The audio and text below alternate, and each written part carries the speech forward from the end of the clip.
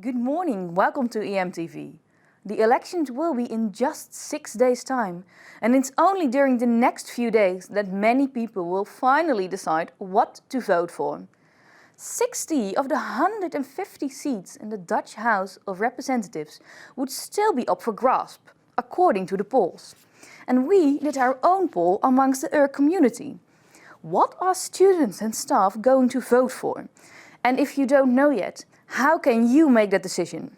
We will help you, but after the news. On Monday, 500 additional study spots will be open on campus. Soon you will also be able to study in the V building, the Polak building and in the Sanders building. To celebrate the International Women's Day, Contra Rotterdam organized a protest called the Slut Stand. Some participants are happy to explain to you why this protest is still necessary. Take a look.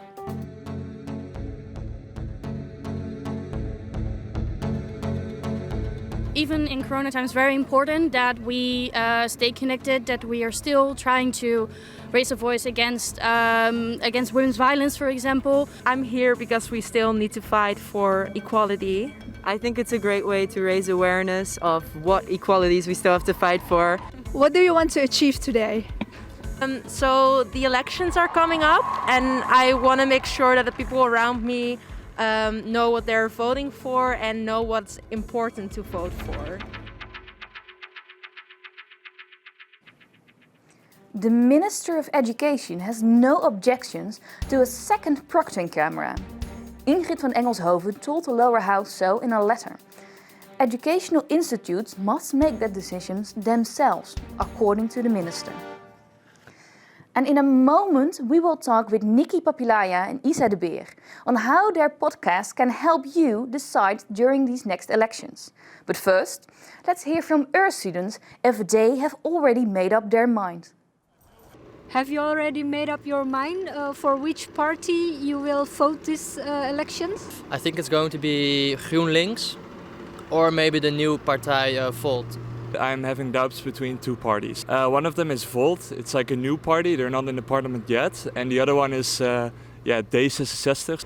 Between GroenLinks and D66 and Volt. I'm pretty sure I'm going to be voting for Volt. Where do you get your information about all the parties and their programs? So I'm trying to look into a lot of different websites, also to go to the pages of the parties themselves. I'm studying public administration, so I'm really interested in politics anyway.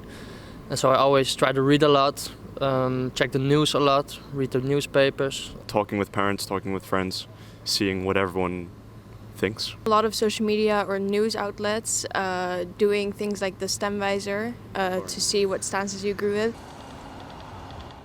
This Wednesday we all have the right to vote, but reading program parties is for most people at least boring and not that easy. Our guests today want to inform young people so then they can vote well informed. Isa de Beer, Nicky, Papilaja, you are both studying here at the university and you both made a podcast about the next elections. Isa, you made the podcast KiesAdvies, and Nicky, your podcast is called Stemcast, right? Yes, hey, welcome to you both. Nicky, if we look back at the video from just now, did you see anything that surprised you? You heard several parties, GroenLinks, Volt, but of course also some others. Were you surprised? What didn't quite surprise me is the parties that these students are doubting between, because I see a lot of times that these type of parties lay kind of in the same ideologies with one another. What also quite didn't surprise me is the amount of interest in these smaller parties, because they're also all calling them the small party or the new party, because that's something I've been seeing as well in my podcast, that there's a lot of interest for these upcoming and new fresh parties. Yes, and in Stemcast, you summarize the plans of these political parties. Is there something that stood out to you or what stuck to you?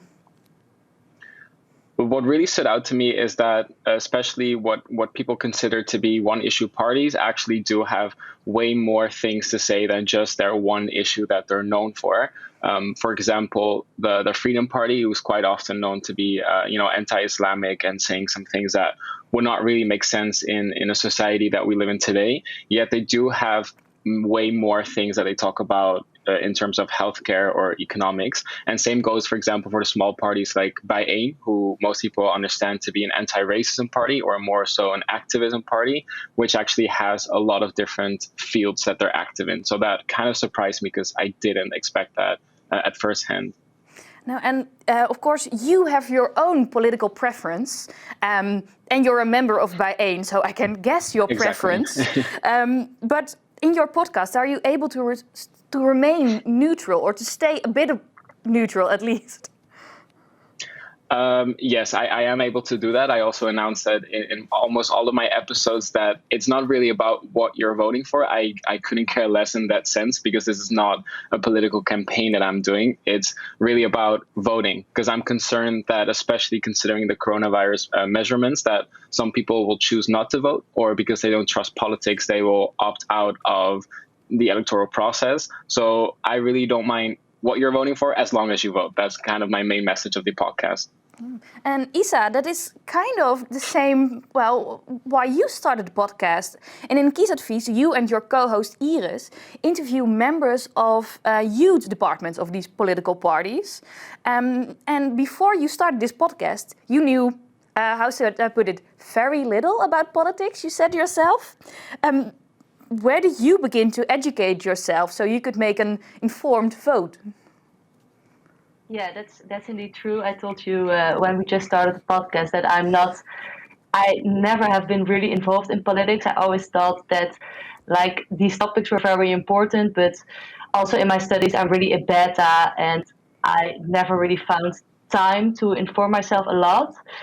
And for coming elections, so this year I really was motivated to inform myself a bit more. And what I started doing actually was listening to other political podcasts. So to NRC Haagse Zaken, for example, just a very, maybe the more famous Dutch political podcasts.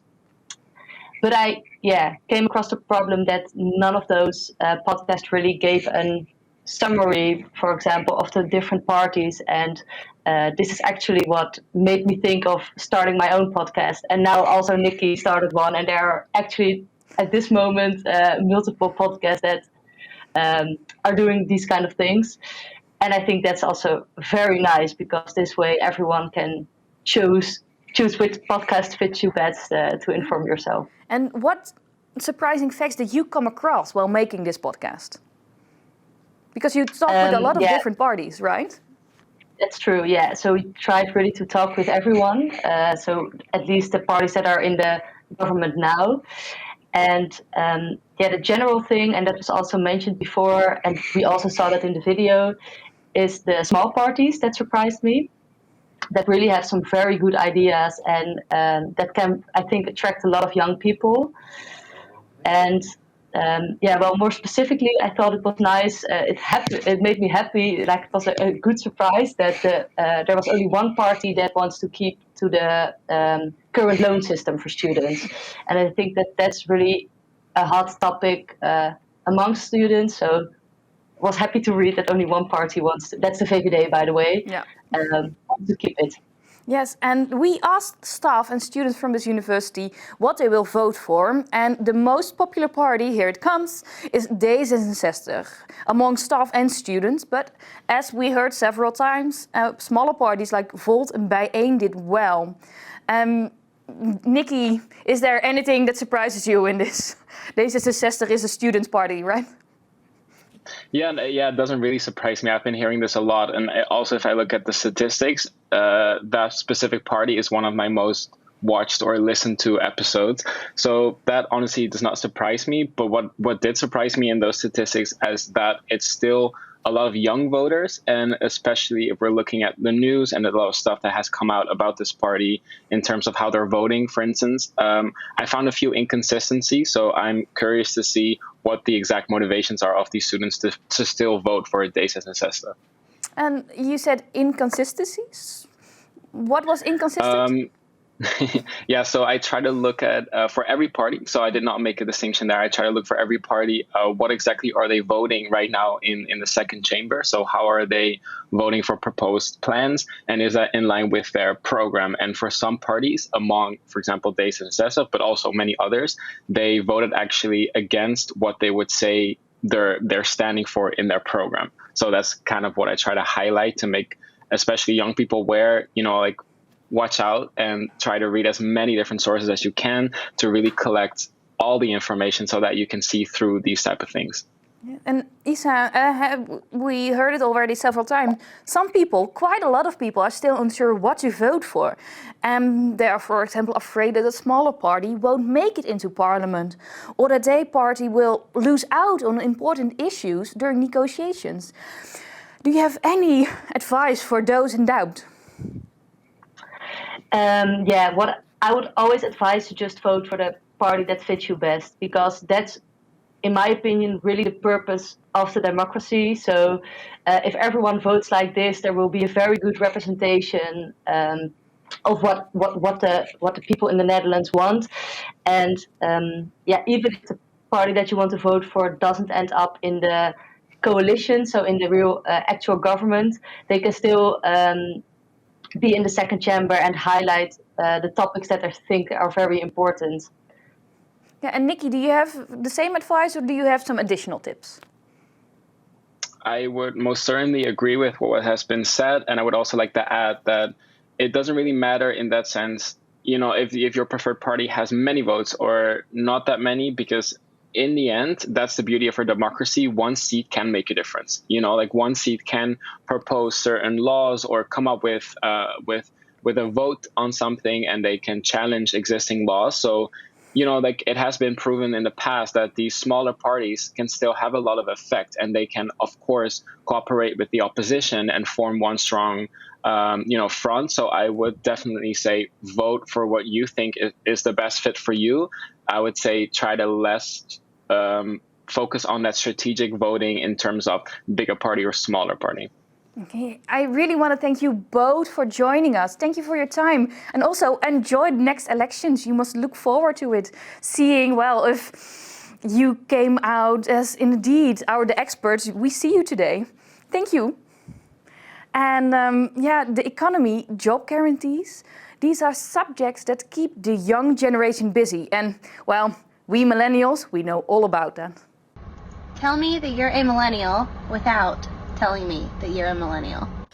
I don't know, I've just really been struggling on figuring out how I want to put my degrees on the wall, because I have my teaching certificate, and I have my bachelor's degree, and I have my master's degree, and I'm just not sure how I want to arrange it, but I guess I'm gonna have to worry about that later, because